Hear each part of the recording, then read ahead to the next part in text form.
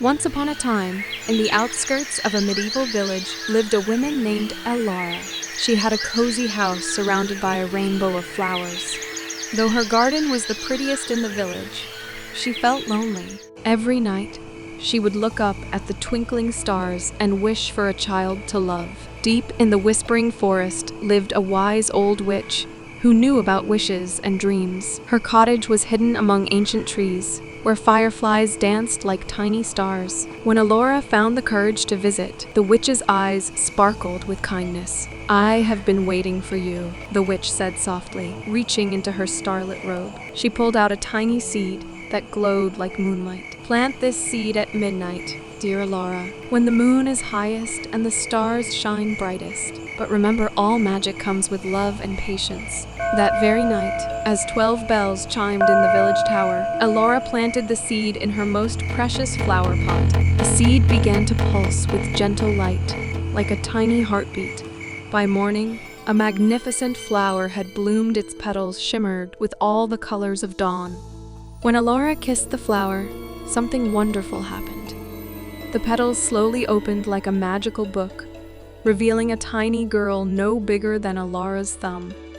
She was perfect, with rosy cheeks and eyes that sparkled like dewdrops in sunshine.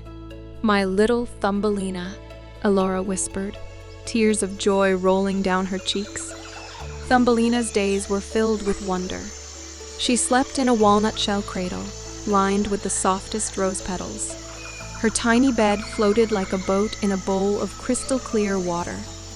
She sailed across her miniature lake in a boat made from a tulip leaf, using a silk thread as her rowing rope.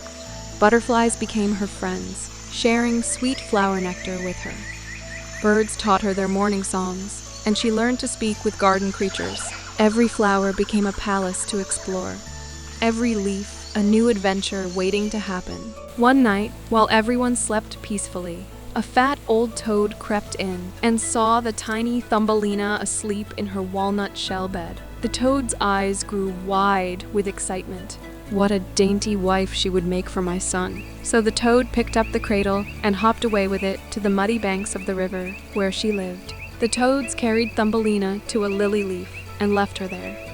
Then they crawled down into the mud to prepare her new home. When Thumbelina opened her sleepy eyes, nothing looked familiar anymore. Instead of her cozy walnut shell bed, she found herself on a big green lily pad floating in murky water. All around her, toads croaked their morning songs, making her heart feel heavy and scared. "Oh, how far I am from home," she whispered, thinking of her mother and their beautiful garden. Big tears rolled down her tiny cheeks, sparkling like diamonds as they dropped into the river below. She couldn't bear to marry the ugly toad. A shoal of fish gathered, peeping out of the water to see the weeping girl, touching the hearts of the friendly fish below. They thought Thumbelina looked much too gentle and pretty to be a toad's wife. "Don't cry, little one," called a young fish with blue-tipped fins. "We'll find a way to set you free." The clever fish knew just what to do. They began nibbling at the lily pad stem, taking tiny bites with their small teeth. Soon she was floating free down the river, carried by currents and guided by kind water creatures. "Thank you, dear fish," she called out, waving her tiny handkerchief. A long way down the river, a graceful white butterfly hovered near the leaf. Thumbelina took off her sash and tied it to the butterfly. Now the leaf glided along more swiftly than ever, pulled by the butterfly. She made friends with dragonflies who showed her the way, butterflies who shared their nectar, and birds who sang her sweet songs to cheer her up. A kind robin even dropped a tiny berry for her breakfast, making her smile for the first time since leaving home. But when autumn painted the leaves golden, everything changed. Suddenly, a beetle came by. It clasped its claws around Thumbelina's slender waist and flew off with her. Poor Thumbelina was filled with fear. But then the beetle suddenly dropped her. She landed safely near some woods. There, Thumbelina built herself a home among the foxgloves, and all through the summer, she sang sweetly with the swallows. But when winter came, the birds flew away. The trees and flowers withered, and the foxgloves shriveled up. Poor Thumbelina almost froze in her tattered rags. But a kind field mouse took pity on her and invited her to stay. Thumbelina soon felt so comfortable and happy in her new home that she sang all day. "You must sing for my neighbor, the mole," said the field mouse. So Thumbelina sang her sweet songs for the mole. He was so enchanted by her voice that he fell in love and asked her to marry him. He led her underground to show off the fine tunnels of his unlit home. Thumbelina saw a bird trapped in one of the dark passageways. "Silly bird," said the mole, cross that it was blocking his tunnel. But the bird was very still, and Thumbelina wondered if it might be dead. Thumbelina was worried too that the bird might be one of the swallows who had sung so cheerfully with her throughout the summer months. So that night, Thumbelina crept from her bed near the field mouse and made a blanket of hay. Then she stumbled through the tunnels in the mole's house to find the bird. Thumbelina felt very small at the side of the large swallow. But gathering her courage, she pulled the blanket closely round him and kissed him gently. The bird was alive, but very weak and sick. Each night, Thumbelina came to give the swallow some water from a flower petal, and she continued to look after him until the spring arrived. By then, the swallow was strong enough to fly out into the warm sunshine. Thumbelina longed to go too, but she could not, for she had promised to marry the mole. He had been so kind to her, giving her new clothes and everything she needed. "Goodbye," she cried, stretching out her arms to the bright, glorious sun. Suddenly, she heard a voice above her. She looked up and saw the swallow. "Dear little Thumbelina, who saved my life," he sang.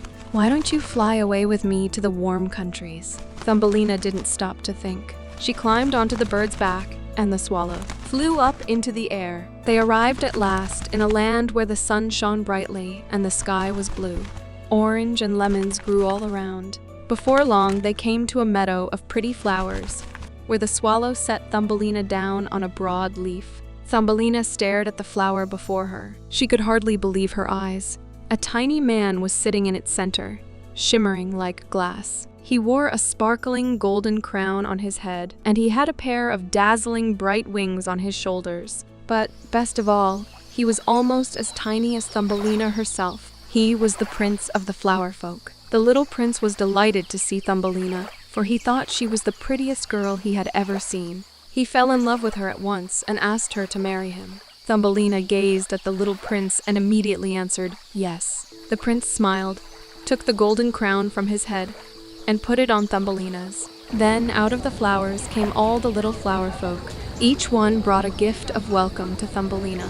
The best gift of all was a pair of fine pearl wings. They were fastened to Thumbelina's shoulders, and she flew from flower to flower in delight. Now Thumbelina lives happily in the fairy garden, where flowers bloom all year round. There was a magnificent celebration for their wedding. The swallow sang, and the prince of the flower folk said to his bride, "We will not call you Thumbelina, but Maya, after the prettiest of flowers." Thumbelina and her prince lived happily ever after in their beautiful kingdom. Thank you for spending this time with Dreamline Storytime. Don't forget to like, share, and subscribe to our channel for more amazing content. Hit the bell icon to stay updated on our latest videos. Until we meet again, keep dreaming and stay cozy. Goodbye.